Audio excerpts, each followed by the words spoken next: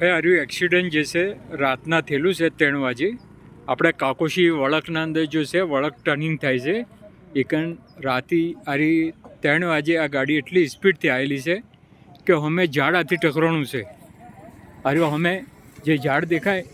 એકનથી ટકરાણી છે અને ગાડી પાછળ પડી છે હજુ અમે લેબડો દેખાય લેબડાથી ટકરાઈને આખી પલટી ખાઈને આખી ગાડી ઊંધી થઈ જશે એટલે આપણે જુઓ તો અમે ગાડી દેખાય છે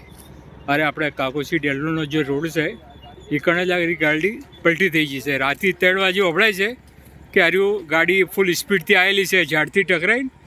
અને એના અંદર એવું વભળાય છે કે એક માણસ મરી ગયો છે ઠીક છે ભાઈ કાકોશી ડેલોના વચ્ચે એક રોડ છે અને માણસો જોઈ શકે છે ગાડી બહુ સ્પીડથી હતી